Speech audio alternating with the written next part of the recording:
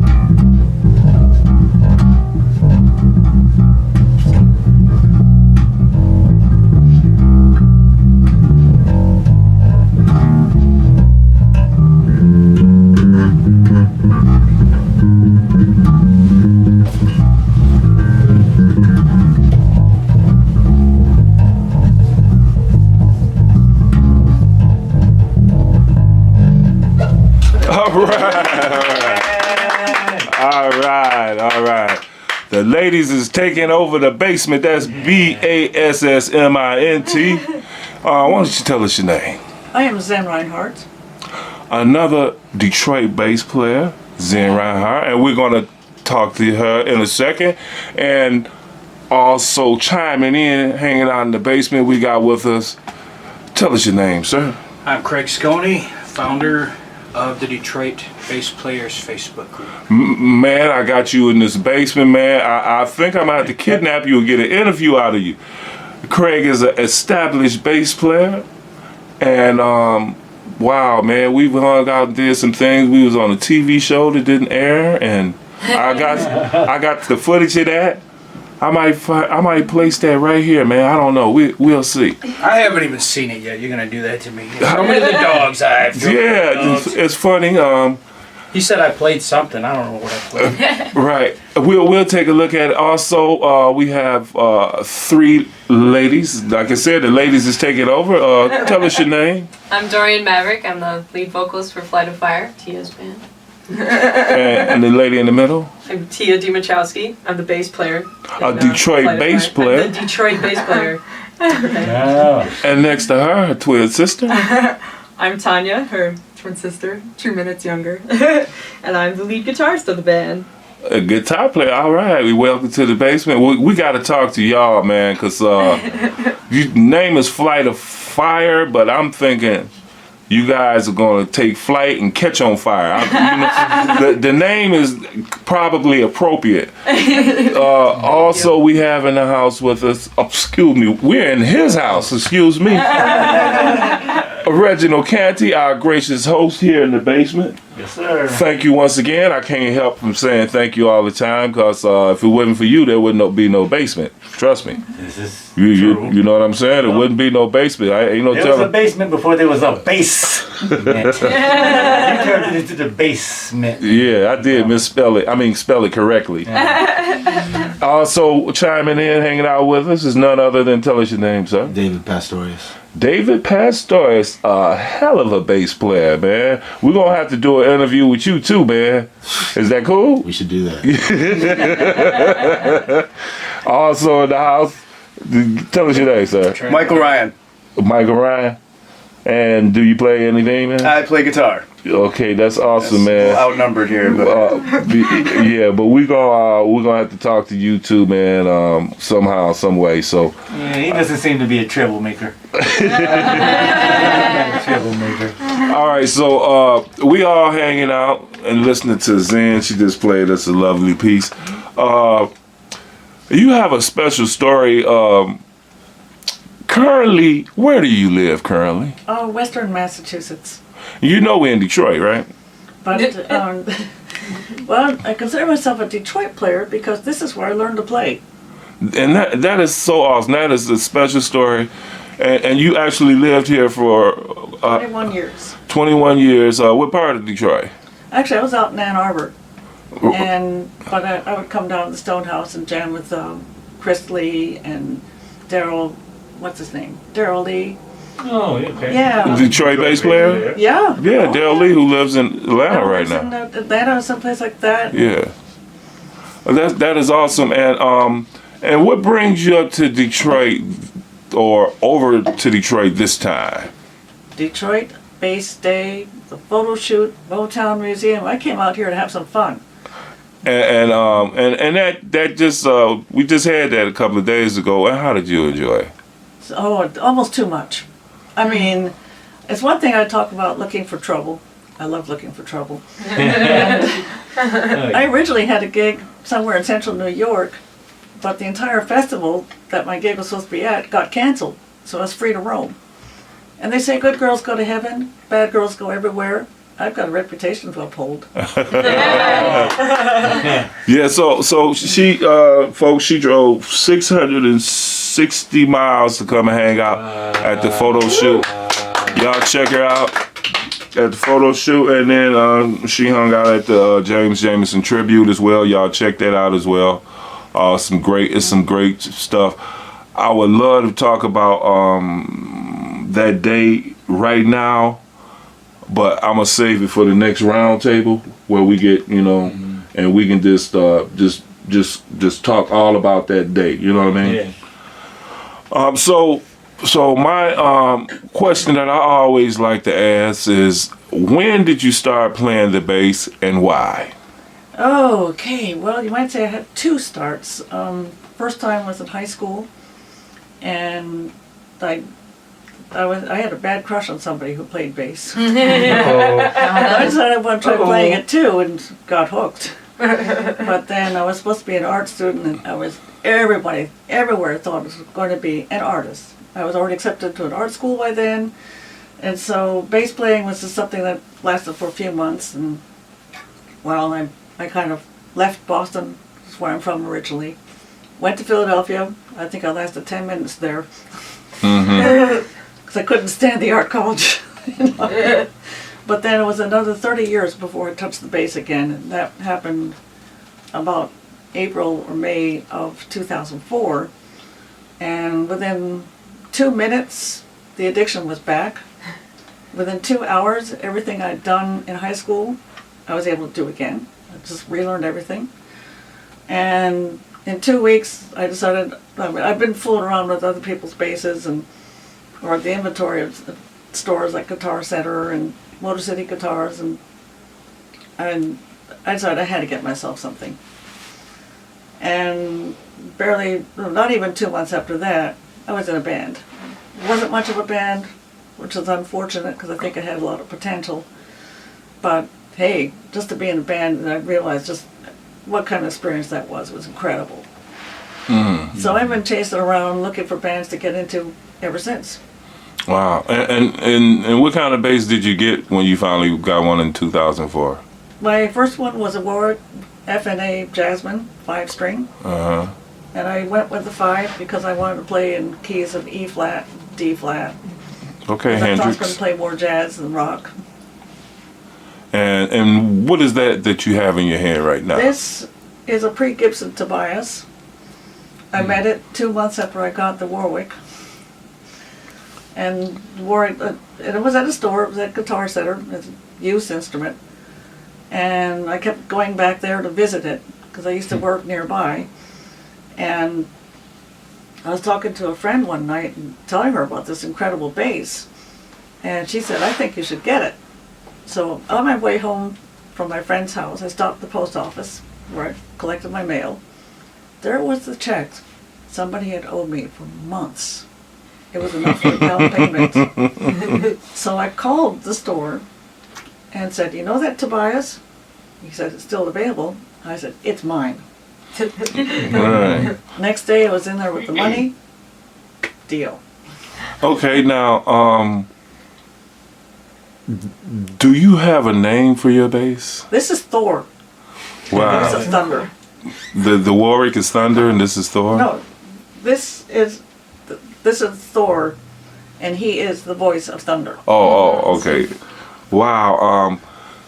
I knew that some guys name their basses after chicks. I mean, ladies or something, but I didn't realize that you guys. I think I might have talked to somebody about that, but I didn't realize that you guys did the same thing.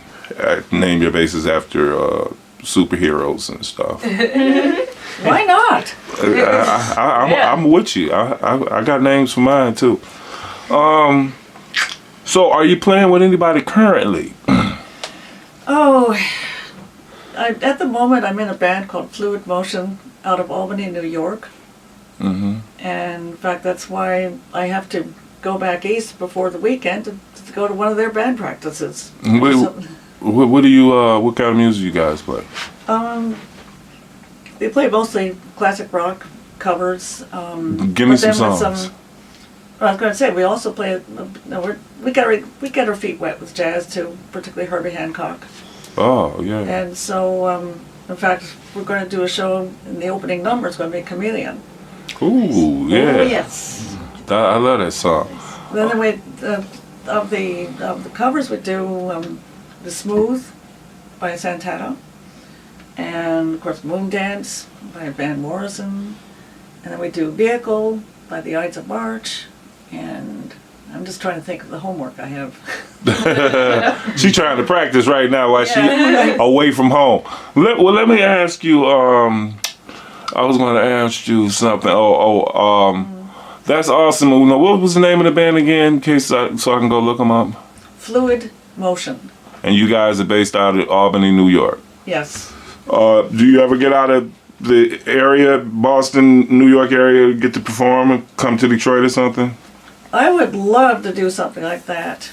I've been a member of the. Well, of course, the other thing is I'm big on blues. I'm a member of the Blues Foundation and Black Swamp Blues Society of Toledo, Mohawk Valley Blues Society around Utica, New York, and the Capital Region Blues Society or Capital Region Blues Network in Albany.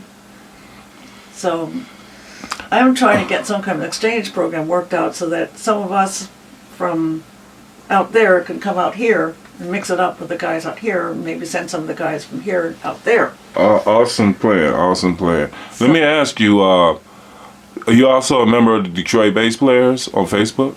Oh, I sure am. Now, just give me I got the founder of the organization here. How did you come across that and tell me what you think about it? Well, I think it was the other way around. They came across me. Somebody suggested you as Yeah. Oh, yeah. because they knew you were from Detroit. Well, what happened was that Hubert and Brace had this little, had a little clinic given by Andy Irvine of Warwick Bass. Oh yeah. Yeah, and of course, he talked a little bit about his technique and about Warwick basses and amps and stuff like that. And there was a drawing for various prizes.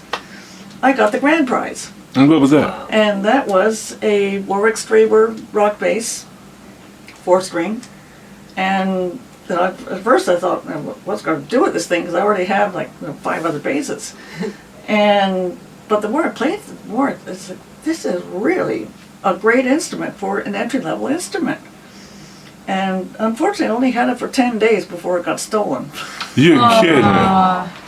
By a friend of my roommate. So he ended up in jail for it. Okay. Another great Detroit bass player story. So You were touching on that story and during the process when those basses were missing. Yeah, Right? that was, I put it on the network because I was hoping I mean, Yeah, we were all hoping that you would find those bases. yeah, too. I figured that at the time, Detroit bass players was, 700 strong, and I thought 700 pairs of eyes looking for it? So how Maybe did something could get done.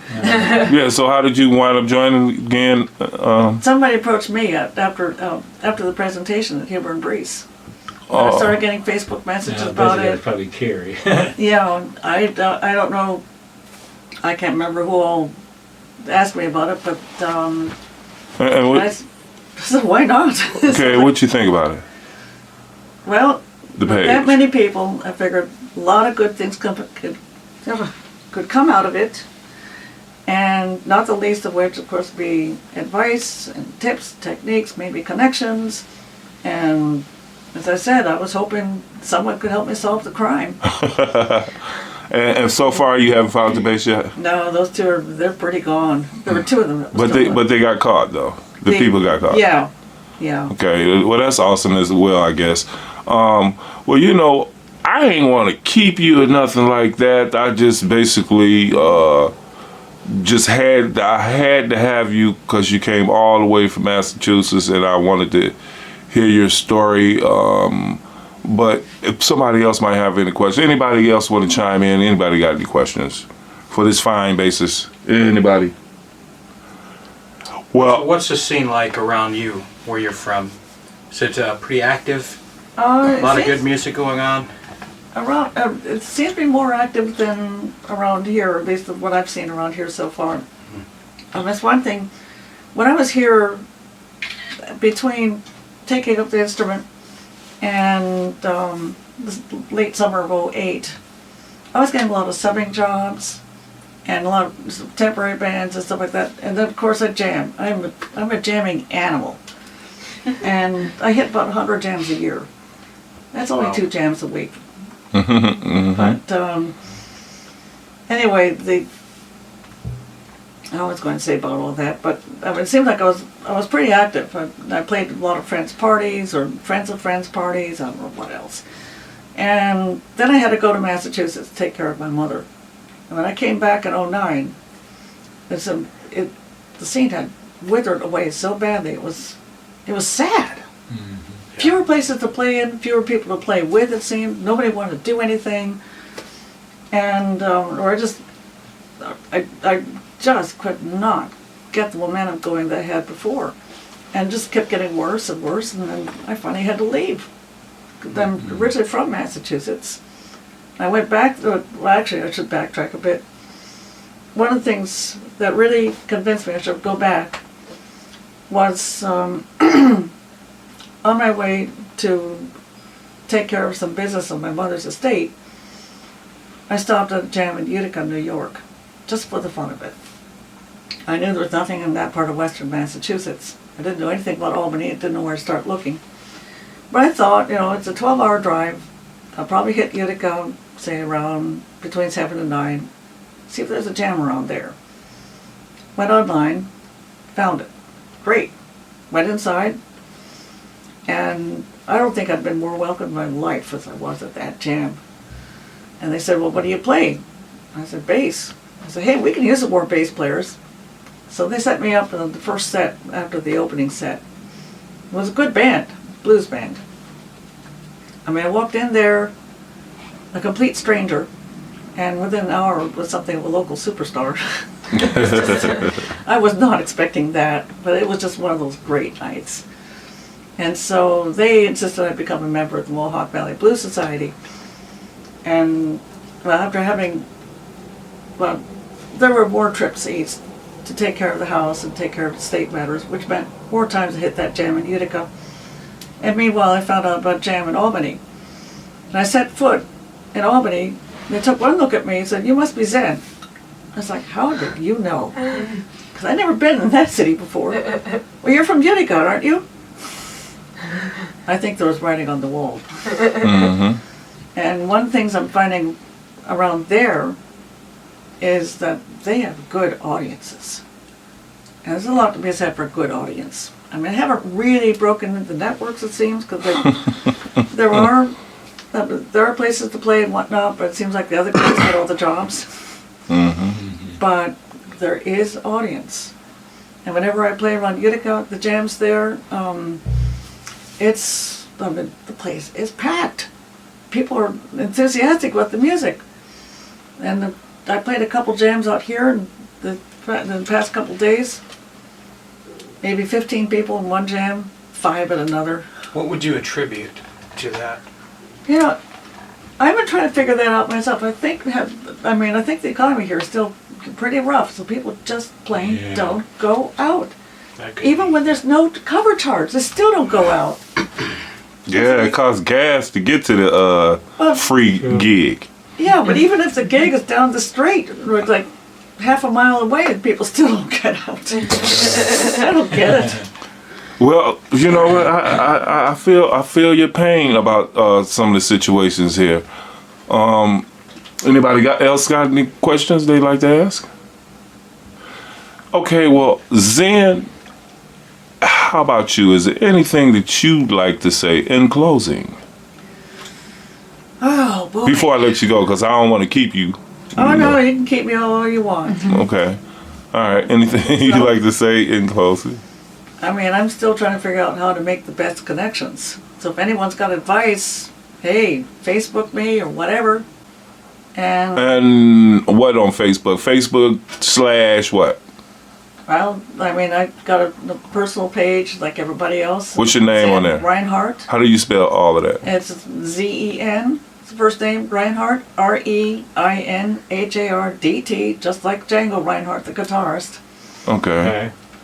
And that I also have a musician page, which I've been pretty bad about keeping up. And that's just be Z Reinhardt or Zen, and in parentheses, the Z Reinhardt. Cool. Okay. Anything else in closing? And, Would you like to say? oh, gads.